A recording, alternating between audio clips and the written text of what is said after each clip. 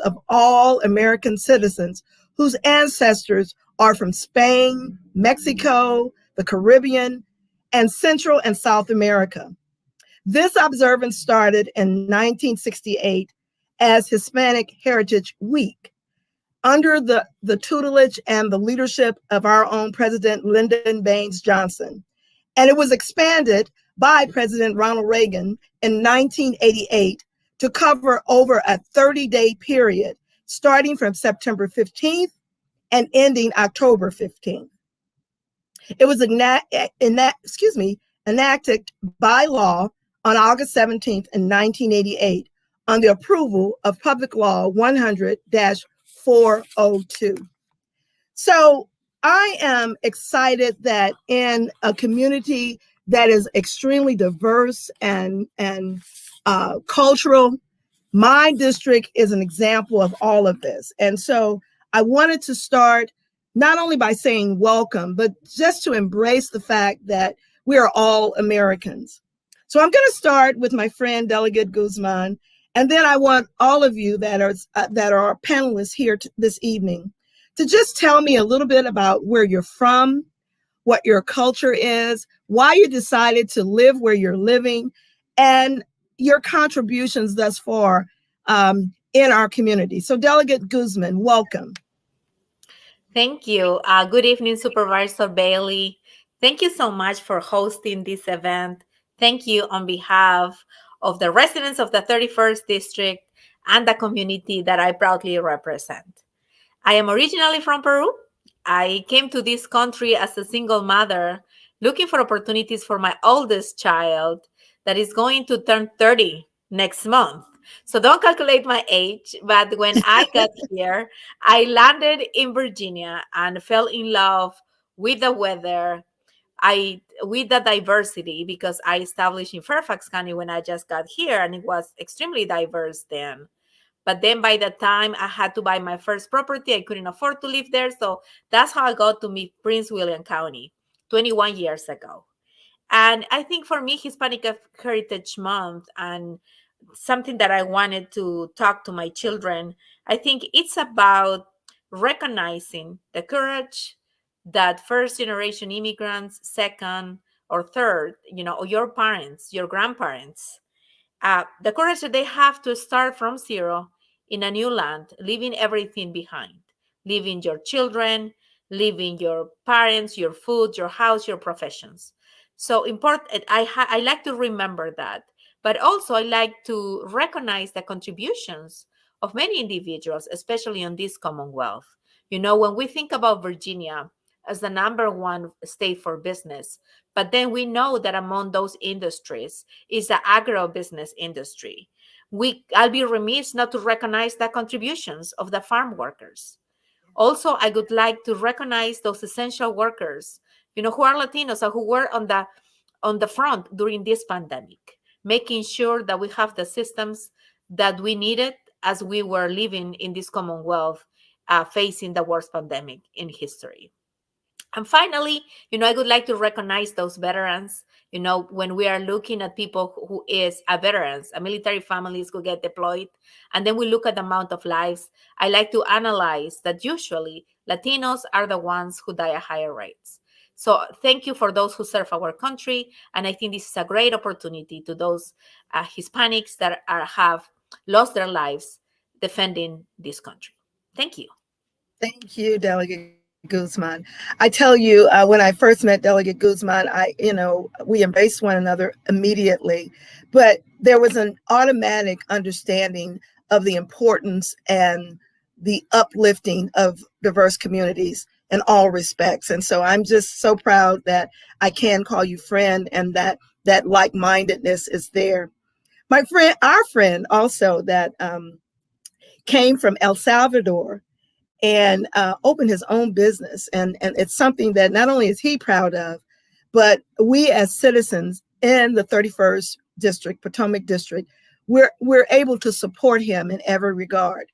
So, Mr. Carlos Castro, good evening, and thank you for joining me. I think you're on mute, Carlos.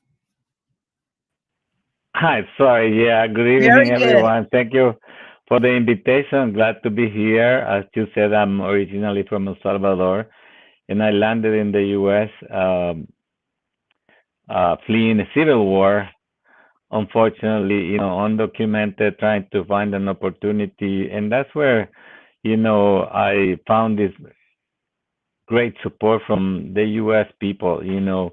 And I got help all along the way, and I had the opportunity to develop a business with my wife. So we were proud to move from D.C. back in 1982 to Fairfax, and then eventually to Prince William County, which I call my home. I love the diversity, and I love to be close to my business. I don't have to worry about traffic too much, and I want to express my gratitude to my team at Todo Supermarket, because not only is a mostly female, 99% female, my leadership team, and also company-wise, most of the team is female. And I tell you, they told me, Don Carlos, we want you to stay home.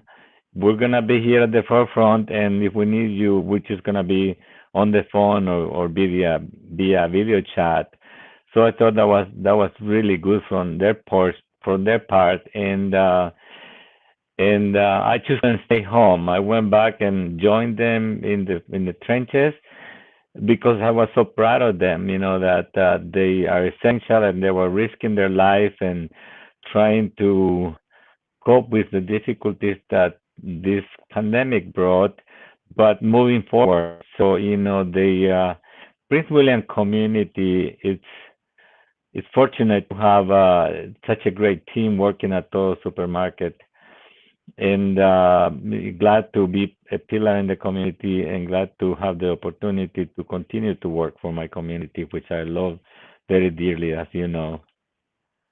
I do, Carlos. Carlos is supermarkets. He has one in the Woodbridge area and had one in the Dumfries area, but now you have two in the Woodbridge area. And it's just an example of what good business practices can show. It is an example of embracing the entire community, not just the sector. It's an example of being a hub of the American way. And so I'm so very proud of you, and proud to call you my friend, but also proud of the business acumen that you bring to the table, with the cultural diversity that you bring to the table. And I think that speaks a lot to our community. So let me transition a little bit more to another friend, Monique Alcala.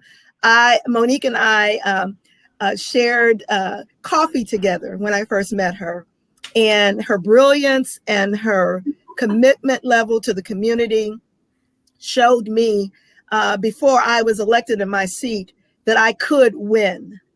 And that just stretched across all barriers altogether. And so I am excited and thankful that you said yes to join me this evening. Please tell us a little bit about yourself. Well, thank you so much for saying that. That actually warms my heart. It's exactly why I do the things that I do. I moved to Virginia from Texas. I'm originally from Texas, the Austin area, back in 2010. And I'm going to go ahead and I'll set it up so that y'all can figure out my age. But I was in my late 20s, trying to figure out essentially what I wanted to do with my life. I think that I sort of was, going around from industry to industry, trying to figure out something bigger to do with my life. And so I ended up in Virginia. I just sort of landed in politics, and I really loved the idea of electing more people who stood up for individuals who were not necessarily represented in our government. And but not only that, I do think that it became very apparent to me that there were also not a lot of people who looked like me working on campaigns. And this was only a little over 10 years ago or so. We've made huge strides, not just in Virginia, but across the country. But pretty much every single thing, every decision I've made has been greatly influenced by the idea of doing what I can in order to, one, increase participation with members of historically excluded communities. And I say excluded because it is, as we know, it's very intentional. It's by design. But I've also been able to support amazing candidates like you, just sitting around talking about coffee and talking about the race, and also hearing about some of the challenges that you've experienced, some of the victories that you've experienced as well. And so working on different campaigns over the years, also working with something near and dear to my heart, immigrants' rights. That was one of the things that really brought me into this space, and also domestic violence, sexual assault, which is something that I strongly advocate for. So it's very important to me to work with individuals who understand these systemic shortcomings in our legislature and our policy making. And for me, my career has sort of been driven and grounded in a theory of change that believes in lifting up or supporting individuals that come from all of these communities, so that we can have a say in how our laws are made. Because when we have a seat at the table, that affects how policy is made, and it makes sure that we have a very just and equitable system. So it's been amazing. I've been able to, meet wonderful people like Carlos Castro. We've worked together before on various things, and also work with amazing people who do a lot of great work in your community, or in the Potomac community, Casa in Action. They're an amazing group of folks that do direct services and really help the immigrant community. And I just love all of the things that we've been able to do to shift the narrative in Virginia. That's beautiful, Monique, because I think that what is even more beautiful about what you're saying is just removing the barriers and being free to serve at any level across the table. And I think you and I have had several conversations about that. And I just want to let you know, you make it very easy to do so. So I just wanted to say that to you. But we'll get back into, I want to talk a little bit more about the immigration piece, but we'll get back into that. Now I want to bring forth one of my, I'm going to flip it a little bit. I want to bring forth one of my neighbors, Lisa Pogar. Lisa is absolutely a great neighbor. She is the kind of neighbor that looks out for you. She is the kind of neighbor that genuinely cares about you. And she's the kind of neighbor that's engaged, very much engaged with the community, not just her neighborhood. And so when I met Lisa Pogar, though she is brilliantly blonde and beautiful, she has lived in Bolivia. And that just so warmed my heart and impressed me about her. And she has an eclectic taste for jazz. And so that really, really warmed my heart. Now, she has some visitors, some friends with her that we're going to come back at the end of the segment, and they're going to share with us. But Lisa, are you there? Did we lose her? There she is. I just want to welcome you, Lisa. And if you want to say a few words initially, then we're going to come back to you later in the segment with your friends, and introduce your friends to us, please. I think you're on mute. Are you on mute?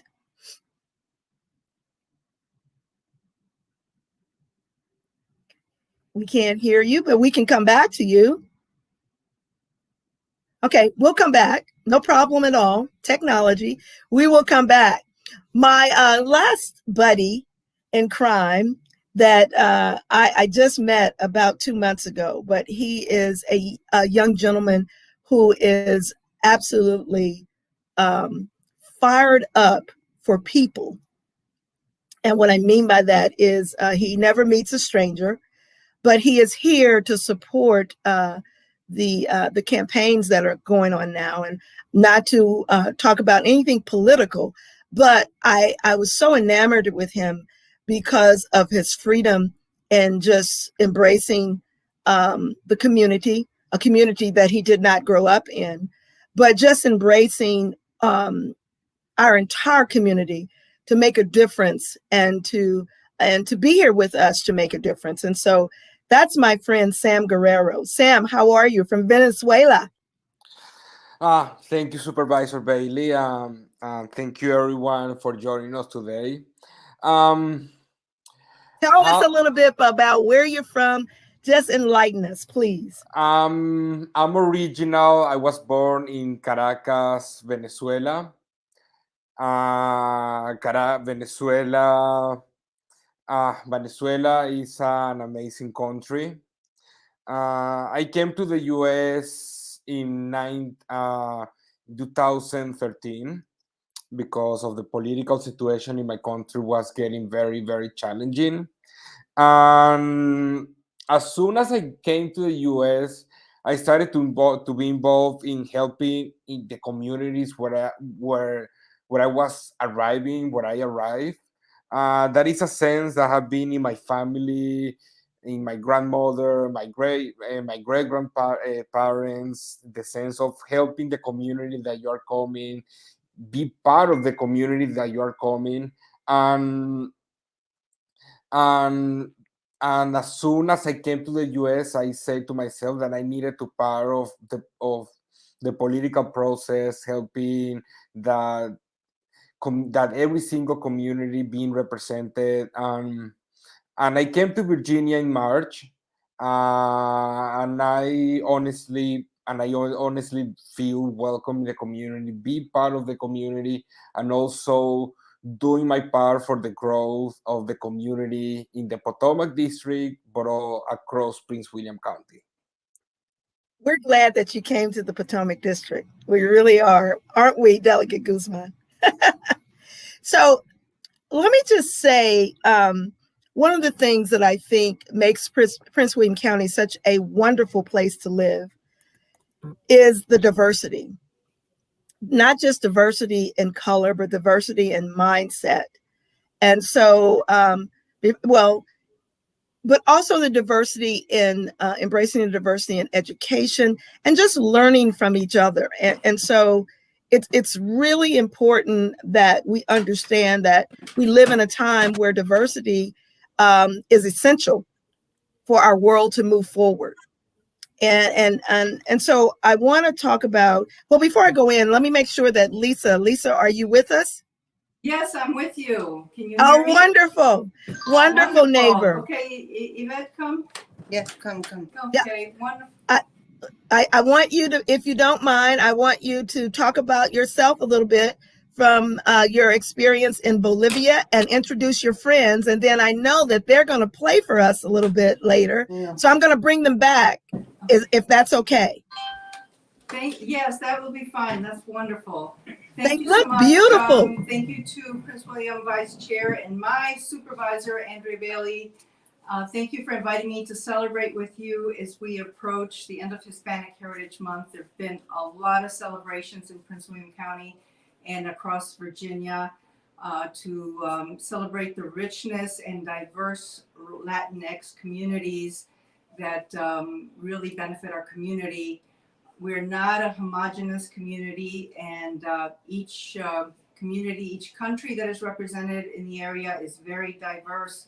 The food is different, the music is different, dance is different, and so I was very blessed to have grown up in Bolivia and spent all my childhood and my teen years there.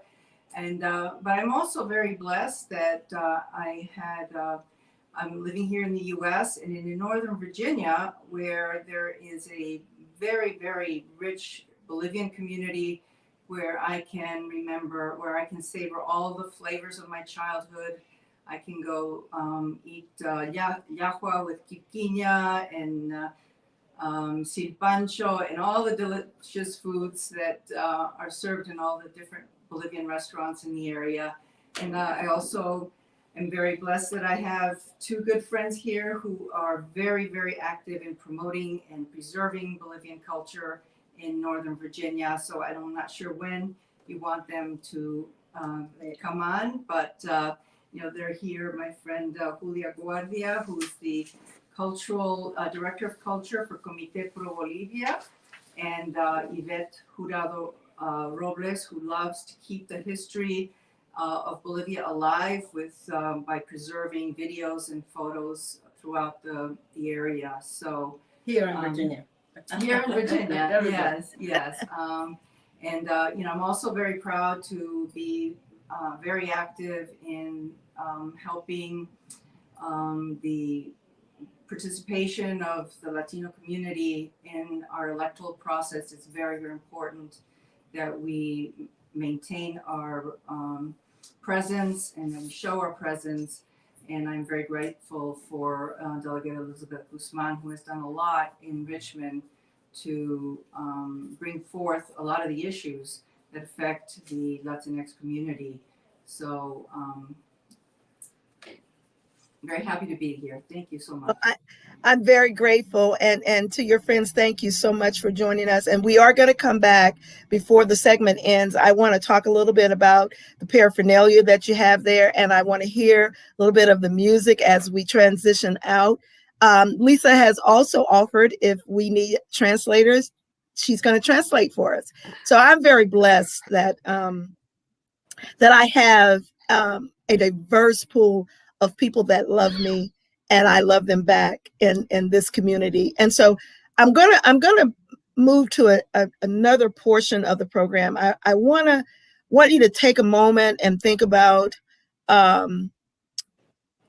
You've told us a little bit about your country. Now tell us a little bit about personally, as you reflect back from where you're from. What personally have you been working on? And that may be as an elected official, that may be as a community activist, that may be as a small business owner. I want to know, I want you to tell our audience the type of things that you've been working on in the community to make it more embracing and understanding of what your cultures are. So I'm going to start with Delegate Guzman, if you would, please. You are very instrumental in making sure, as Lisa has said, that that the Latinx community voices are heard and become a part of. So please tell us the things that you've done, even at the General Assembly level. Thank you, Supervisor Bailey. And I think that we wouldn't be successful in the General Assembly without the support of leaders like you that embrace the diversity of their districts. Like right now, we represent a good portion of your constituency in the Potomac district that we both proudly represent. So I think for me, it's a few things. I've lived in Virginia in the times when undocumented immigrants had the opportunity to get access to a driver's license. And then I saw how many families were touched when we lost that privilege because of what happened on 9/11. And unfortunately, one more time, the Latinx community was blamed for that issue without any facts other than, discrimination. Because at the end, we knew that there were not, the hijackers were not undocumented immigrants. So it took about how many years, in 2003 to 2020, 17 years to regain that privilege. And that fight for me was personal. When I decided to run for office, it was clear to me what I was fighting for.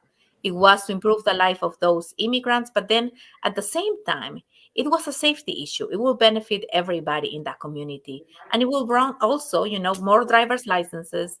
It will bring more revenue to localities and the state as well. And our neighboring localities were already doing it.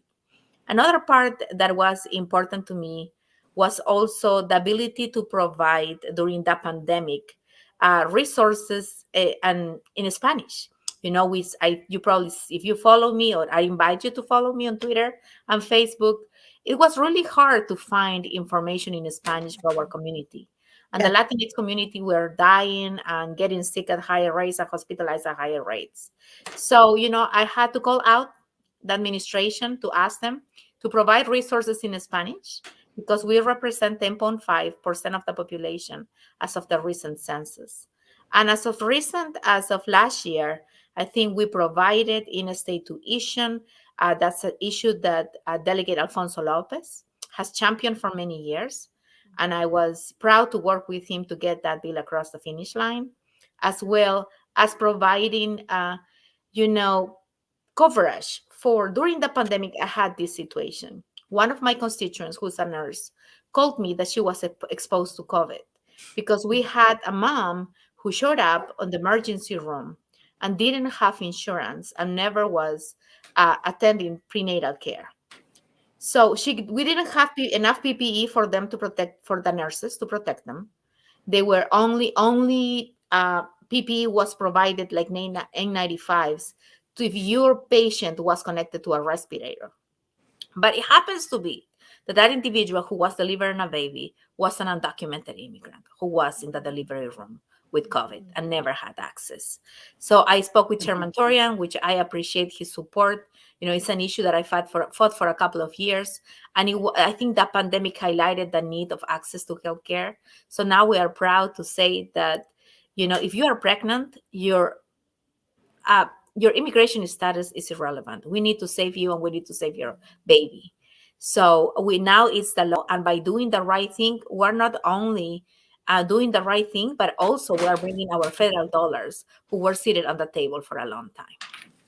Wonderful, wonderful. And it is a collective mission, wouldn't you say, Delegate Guzman, to when those types of bills and those kinds of issues are elevated, it's a collective mission for everyone when they are passed. And so we are very grateful for you and Delegate Lopez for the good work that you're doing. I wanted to segue now and talk about I don't know if it's me, but I cannot hear you. can you hear me, Mr. Carlos Castro? Can you hear me now? Can you hear me? Because I can you hear me, Carlos? I get some noise. If anybody else can hear, okay? Yes. Maybe it's just me. Not yet, but I was coming to you. Can you hear me? I haven't asked the question yet. He's probably getting feedback. I'll come back to you, Carlos. So let me just say also, I want to talk a little bit about immigration, where we were and where we are now, Monique. I know you've done great work and very focused work in that area. And tell us a little bit about the journey. Oh man, I know that there are some other people on this call that could give you a little bit more of a substantive answer, but I can tell you, like, from the time that I've been involved, and that started about 10 years ago or so. One of the main reasons that I got involved in politics, electoral politics, was because I was sitting in a subcommittee meeting or committee meeting at the General Assembly, listening to elected officials talk about a copycat bill from SB 1070 from Arizona. I mean, and I don't think that this rhetoric has gone away.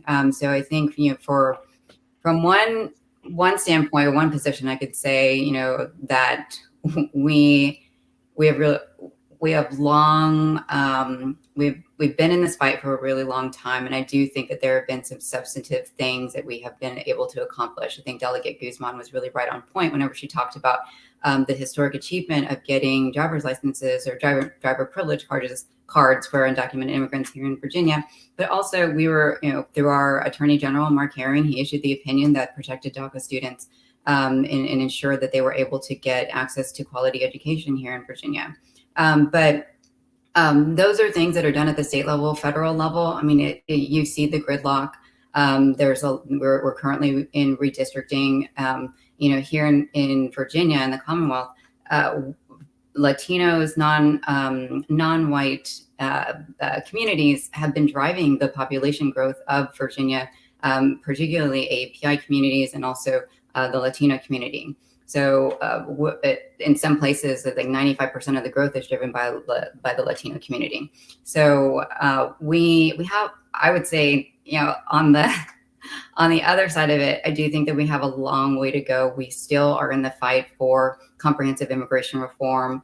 I'm sure anybody else here that has that, that's been working on it as well, will be able to speak to it from their perspective, because, you know, in all honesty, it doesn't I'm not directly impacted. I'm not an immigrant. My mother's an immigrant, but I would love to hear from your perspective. But I do think that we've had some great accomplishments at the state level in order to protect our communities and ensure that they can live freely and without fear. But at the same time, at the federal level, that's where our big fight is, and we need to ensure that we are on the right side come 2022. Thank you for your response to that. And I think with wonderful activists like you, we will be on the right side as we go forward. Sam, what has been your biggest obstacle in just adjusting and being in Prince William County from Venezuela? Talk to me a little bit about that.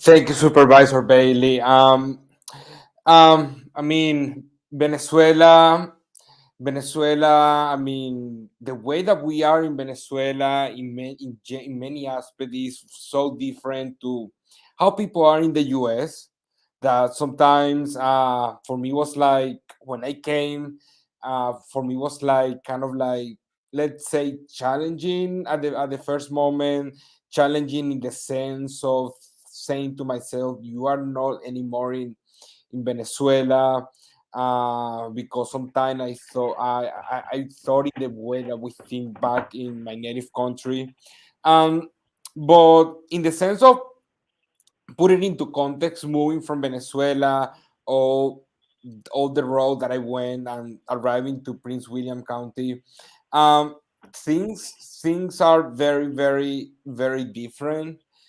But when we reflect about Prince William County and Venezuela, there is one thing in common between the community of Prince William County and Venezuela, and that is the diversity, and that is the embrace of diversity. One of I would say one of the main things that if people read about history in Venezuela, is how we were and we are a nations that embrace immigrants. My great grandparents were German and Polish Jews that arrived to Venezuela escaping from the Holocaust, and they arrived to a country where they were welcomed with open arms, and that is that experience that my great grandparents had is also my case. When I came to the US, I came, of course, we faced challenges as part of the Latinx community, but at the same time, we are welcomed by communities.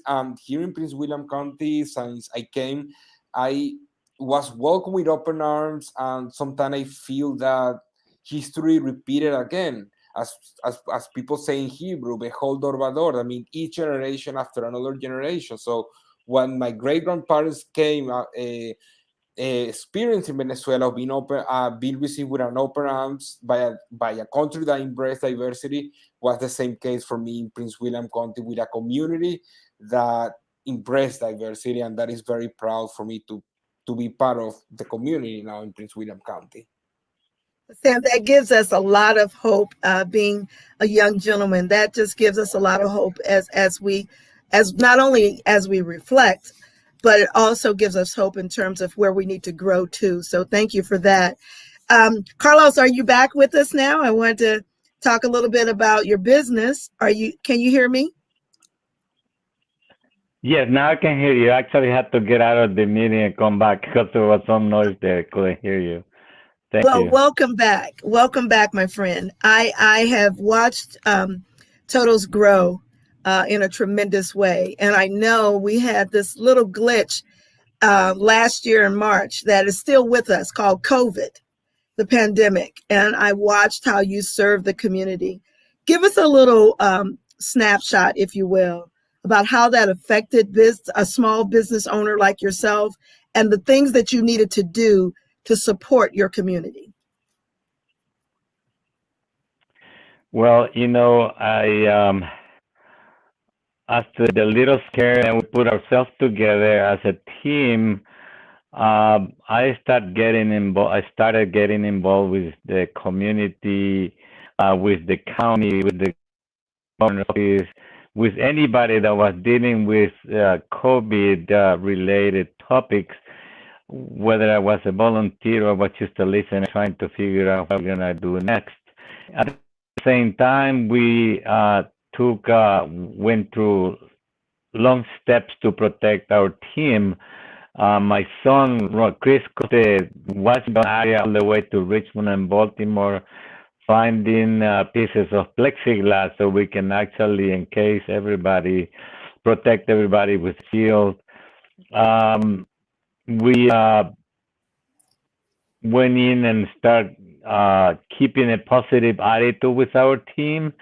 The team, in their own way, developed a very good tea that made them feel good and made them feel made us, I should say, because I also cook the tea, but and that kind of like kept us kind of like going forward, making sure that we could go back to our families at the end of the day after serving our community. But it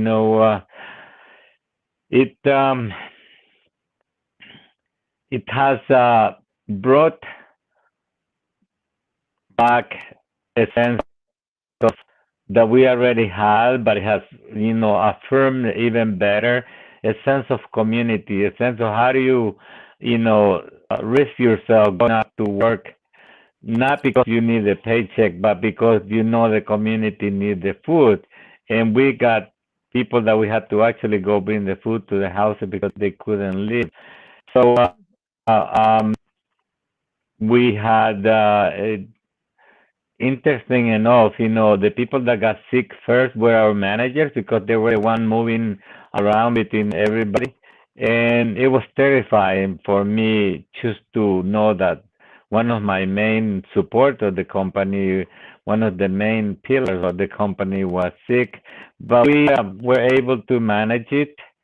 The sad part is that not only we were risking ourselves trying to make sure that we had the food ready for our customers, there was a lot of abuses with people misunderstanding why prices were going up, why are you rationing products, why are you demanding that we put a mask. So, that's when we went all the way to the owner's office and said, yeah, we have to make this a mandate. Otherwise, it's not going to be possible to have it where we are all protected. But I think in a way it has brought my team closer together because we were looking after each other. It's a beautiful experience. And also working in the county has also been a great experience because we learn about other things. We learn about ways of managing the pandemic effect, how to deal with different situations. So it's been a learning experience. We still have the difficulties. I just had one of my VP of operation gone with the COVID. Her and her husband had it at home, but luckily they survived because they were vaccinated. And talk about vaccines, we actually had several drives of vaccine drive at my store, making sure that my community had the vaccine administered in a familiar situation. As you know, we work with you trying to distribute food too in the Dumfries area in your district. So it is very rewarding to know that you're there when your community needs you, and you feel that to go home maybe very tired, but satisfied that you have done your best.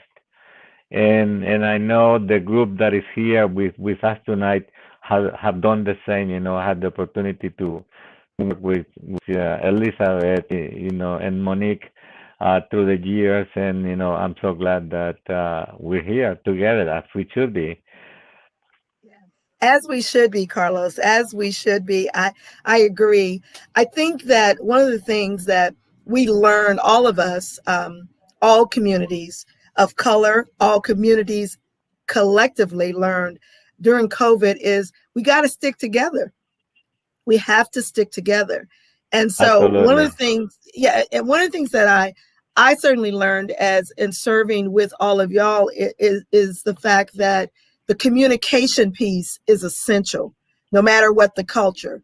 And so something as basic as when the county was offering testing or PPE for the community, we had to translate our documents, not just in English, but in Spanish as well, to communicate better.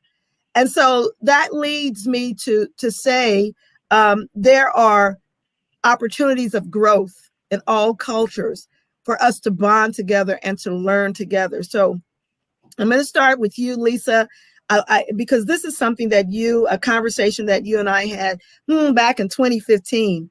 I mean, the translation of the documents and all of that, and you were very instrumental in helping me do so for some of my documents.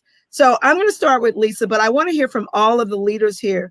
Tell me, what do you believe that we as leaders collectively have to do to support the Latinx community, especially coming out of COVID, because that is so essential. One of the things also that I noticed in our district, my district, and Delegate Guzman's district is building the trust to serve the community. So just tell me a little bit about some things as leaders that we need to tweak, change, improve upon to support the Latinx community. And Lisa, I want to hear from you. You're on mute, dear. Hello? Yes, Okay. I can hear you. Yeah, well, thank you so much for really advocating for this issue. And I know you have been a great champion to make sure that documents are translated, that there is communication with the Latino community. I also wanted to point out, I know it is a national issue, but I think that there's ways that we can, on our local level, support the Latinx community through such organizations as Casa in Action. We need to support, we need to show our support, not just locally, but on a national level. And I attended a march in September to welcome back Congress and to advocate for immigrants' rights. Our friend Mr. Carlos mentioned so well, the Latino community has been working through COVID. You know, they've been working in the stores, they've been building homes, they've been, just showing up in restaurants and keeping our economy going. And so they deserve to have the immigration status corrected, and they deserve to have this issue resolved. They're the dreamers who've been in this country for decades, and their citizenship is still not resolved. You know, they live in limbo and fear every single year, every 2 years when they have to renew their status. TPS residents have to renew their status, and they're always in fear that it's not going to be renewed. So that is something that we as a local community, we can support. It's not something that just has to be done in Congress, but if we as people do not stand up and make sure that these voices are heard, you have people that who suffered food insecurity during COVID, but they still showed up for work and they still fed our communities. So these are the people that we need to be supporting, and I hope that that can be more widely disseminated. Thank you, Lisa. I appreciate. I'm gonna come back to something that you just said, but I want to go to Delegate Guzman because I know she's got another meeting and she's gonna have to leave us. And my sister, I'm so glad that you joined us this evening and for the great work that you do. But knowing that you needed to leave us, I want to give you an opportunity to have closing remarks before you leave, please. Well, thank you. Thank you so much for his hosting this event, Supervisor Bailey. Thank you on behalf of that community one more time. And as we celebrate Hispanic Heritage Month, we need to understand that the Latinx community in Virginia are business owners, politicians, frontline workers, teachers, and even CEOs. Our shared contribution to the Commonwealth can be seen in our diverse history, customs, and cuisine. I've always fought hard to build a Commonwealth that is a place of inclusion where diversity is embraced and never disrespected. And it's amazing to see how our cultures are impacting the landscape of Virginia and with Prince William County as well. And it goes without saying that the Latino vote in Virginia has never been stronger. And I wanted to make sure that we exercise it this November 2nd, and we have the ability to decide how our Commonwealth is going to be operating for the next 4 years. And it is our duty to ensure we retain our seats at the decision making table. Thank you so much for hosting this event. Gracias a todos. Buenas noches. Um, Buenas noches, mi amiga. Thank That's so you. cute. Thank you. See, you taught me well. You've taught me well. I'll see you. I'll see you soon. Okay. See you soon. See you. Thank you for joining us. Thank you. I'm going to get back to the question. What is it that we as leaders collectively need to do, need to change, need to tweak to support the Latinx community? And Monique, I'm going to come to you with that question as well. I have so many thoughts about this, just because my work has been centered around it. But I will say, I think above all, one of the things that I found out when I first moved to Virginia and started getting involved in this work, when I was doing a lot of data digging, and also just sort of anecdotally meeting people throughout the entire Commonwealth, is that the Commonwealth is exceptionally diverse as it relates to the Latino community. The last time I checked, there isn't like a majority ethnic group that populates the Commonwealth. And so one of the problems that we always sort of come across whenever we're doing any sort of campaign or political work is that, I think you just hear this in general, is that people sort of assume that we're a monolith, and we're not. I don't think that you could say that for any community of color particularly. So I do think that we need to take a more nuanced approach, a more culturally sensitive approach. We need to meet the voters and meet the residents where they are. And we also need to know that it doesn't take, or it takes a lot of building trust in the community in order to ensure that people are getting involved in the things that you're trying to promote.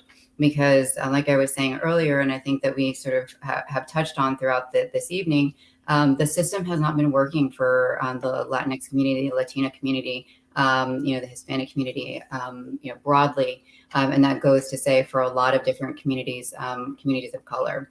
And so trust has been broken, and it's going to take a lot of work, and we have to be committed, and we have to recommit ourselves every single year to having those conversations on the ground, and not just in Northern Virginia and Arlington. It needs to be one of the fastest growing populations is out in Loudoun County, Henrico County. You have massive populations out in Roanoke as well. Galax has like 20% Latino community over out in South Virginia, and then also in the Eastern Shore. I mean, they successfully were able to ensure that their workers were protected during COVID. And so I do think that, one, we need to honor their commitment and their dedication to standing up for rights, and we also need to make sure that we are doing what we can in order to ensure to hear what the challenges are and have a very intentional, purposeful approach to addressing those issues. Wonderful. Sam, you're out in the trenches. You're knocking on the doors. You're engaging with all types of people in our district, in my district. And so, what do you think that we as leaders need to do to hear your voices, to tweak and support and change within the Latinx community? Give me some ideas of how I can improve. Oh, thank you, Supervisor Bailey. Monique brought an issue that I have mentioned many times that the Latinx community is people need to understand that we are not a monolithic group. I mean, if we see the Latinx community, for example, if we see the Mexican American community, if we see the Venezuelan American community, if we see the Salvadorian American community, the Cuban American community, I could continue mentioning. We are we have very different, we have very strong difference between each other, and we are not like a, what we can say, like a single group with, you know like a monolithic group. We are very, I would say the Latinx community is one of the most diverse communities in the US. And how to improve connection with communities, I would say, is extremely essential to take into consideration the diversity that we have among Latinos. For example, I would say myself from Venezuela. Someone from Caracas is completely different to someone from Maracaibo, or someone from Margarita, or someone from the the the the Los Llanos area. We have so many differences, and sometimes we see, I mean, myself working on campaigns, I have seen that people, have like a model to approach Latinx community without taking into consideration diversity. And I will say that elected officials and candidates and everyone working on public service needs to take into account the diversity of the Latinx community, in order to improve approach, and in order to improve relations. But that is something that I already seen here in Prince William County. I personally believe that our the elected officials that really care about Latinx issues of the Latinx community, are taking care of the diversity element of the Latinx community. And if we continue moving in that way, we it could be very, very, very. I mean, it is happening right now, to have a very good relation between elected officials and the Latinx community, and I think that Prince William County is an example of it. Very good, Sam. Thank you. I agree. I think Prince William County is an example of it as well. I'm going to go to Carlos, and we're going to close out with Lisa, you and your group. We're going to close out with you because you bring the color and the vibrancy of the culture to us. And so we're going to close out with you. I'm going to go to Carlos first, because Carlos, you and I have had some fireside chats about this, and I honor you, my brother, and just working with you in the community to make it better, to help us to be more inclusive and understanding of different cultures. And so how can we lock arms together as leaders in this community and improve to serve your culture? Help me with that, please, sir. Okay, thank you. Well, we have to take into consideration that we have to do a lot more nowadays that we generally had to in the past before the pandemic, because people is living on what you call the edge. They're more prone to violence, more prone to overreact. I think a lot has to do with the mental situation that we have over our shoulders 24/7. But my experience, personal and observing other individual groups, I think, Supervisor Bailey, that there is no amount of preaching that we can do to people to stand and work together. I think this time around we need to go a step farther, whether it's in elementary, middle school, and grown-ups.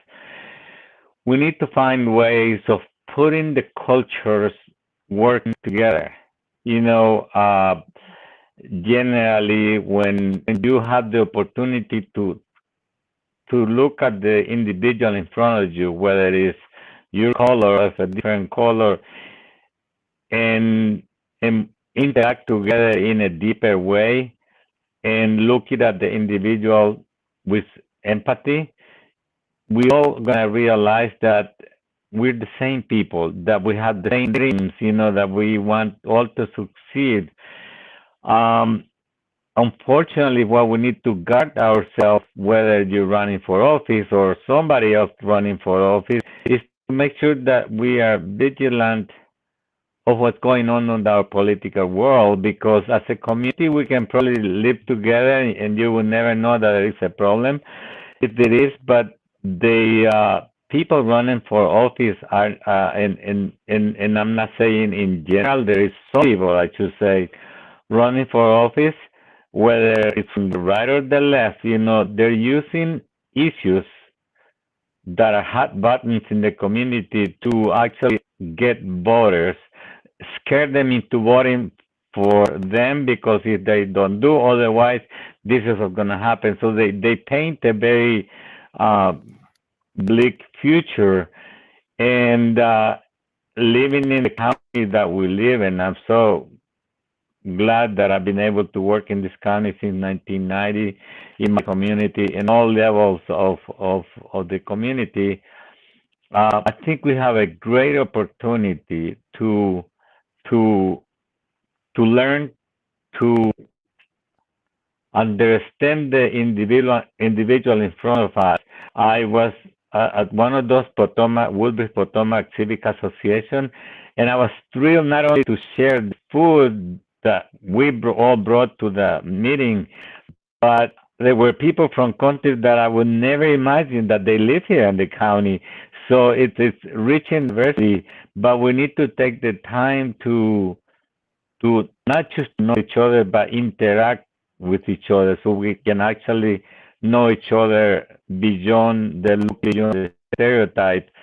And it's there's a lot to doing that. And what can you do to do better for my community? I would probably flip the question around, and I will ask my community, what can we do to make sure that we are part of this community, that we're volunteering, that people is getting to know us, and look at the value that we all bring to this community. So there is a win-win opportunity if we can convince more Latinos to participate and to be part of the fabric that we are, and be part of the community, and help each other look at each other with empathy and with love. And I think if we do that, we are going to start to heal our wounds that some administration have left behind. And if we don't do that, the price that we have to pay is, we don't want to know what that's going to be, but can be really fatal. Beautifully said, Carlos. Beautifully said. And I can't add to that. I can only thank you, my brothers and sisters, for being here with me this evening.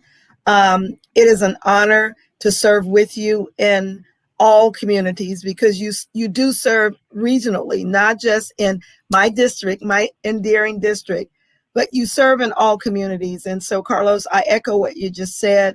And I'm thankful that you took the time out of your evening to assure that during Hispanic Heritage Month, all citizens understand that we do have empathy, hope, and love for everyone. And so, Lisa, I'm going to turn it over to you and your friends to close us out. And to our audience, happy Hispanic Heritage Month. God bless you. Lisa. You're on mute again. I can't thank you enough for everything that you have done to register voters. I know you, through your efforts, you have registered thousands and thousands of voters, and amongst those are many members of the Hispanic community. So you have encouraged participation, and that's what we need in this country, is participation by everybody, so everybody's voice is heard. I'm going to introduce here to my friend Yvette Jurado Robles, who's going to talk a little bit about a dance. I'm not sure how much time we have, but she's going to be talking about the Tinkus dance, which is a ritualized dance of a battle. And it shows how battles can be resolved through culture. And hopefully it's a lesson for all of us that we can come together, even though we may disagree. And Yvette is going to explain a little bit more about it. Sure. Hello, everyone. Good evening. First of all, I'm very thankful to be in the Prince William County community as a member, because I live in Prince William County over 24 years or so, but in America, about 40 something years or so. Went to school, college, and everything else here in the U.S. Very happy when it comes to this month of October for the Spanish month. I'd like to contribute today a little bit about our traditions. I'm from Bolivia. I have two nationalities, which is Bolivian and American. And I like to think about is the Tinku. The Tinku, it's a dance between focuses. In Quechua means the term encounter, union, and balance. And to do that, I have my friend Julia here, who's gonna explain a little bit in detail before we can hear the music. Go ahead. Oh, gracias. Thank you so much. Well, most of that, I would like to say that as immigrants, we contribute to this country with our culture, richness, and then ancestral wisdom from our heritage background, to live in harmony with, especially with the Mother Nature, La Pachamama. And then our dances, really, our folkloric dances are just rituals in order to say thank you, Mother Earth, for your bounty. Thank you for you granted us with your products in order to continue surviving. And then we worship. We dedicated them just dancing or just sometimes, worshiping to them, to the Mother Earth. But our that contribution is just like a bridge to connect us with our background. We are like a trees, Yvette, right? Right. The trees, when you just we take the plant, and in order to take it to other place and we plant, the roots are the same, but it takes time in order to adapt it. The same thing, the immigrants, it just take us the time in order to adapt it. But in the meantime, not to suffer the loneliness, not suffering, adapting to the new rules of the country. We dance, we worship, we just connected each other culturally. That's why I think is a ritual celebration of the communities of the northern part of Bolivia, as a sign of gratitude to Mother Earth. So ladies, Pachamama. can you It's start the also music for us? A way in order to, when we celebrate this dance, also we solve problems in order to continue living in equilibrium. That's like solving the problems, like I saying The balance. in order to just maintain the balance as a good society. We're still doing this one in order to be connected with our background. And this is the background from our ancestors that we brought to this country when we migrate to the United States. We Very brought good. in our bags our culture, our music, our everything. Even though we live here in the United States, we still value our cultures, and we give it or we share it with United States through the music, dance, and so many things that you can all see here. How? Why? Because that's our way our ancestors told us and taught us. And So ladies, if we could we please, survived. if we Thank could you please so start much. the You music, like and it? You we've like run the out of story? time. Yes. Okay, great. For And example, start the music for us. We've run out of time. sorry. Yes, Andrea. I said, can you start the music for us? We've run out of time, and we're gonna Okay, go give close minutes, out with okay? you. Okay. She's gonna play the charango, and then we can, Okay. then we'll finish off. Okay, thank you. Each item I would say that has some meaning. Okay. And the charango is just, 1, 2, 3, 4, 5, just chords, and then. That's con la música.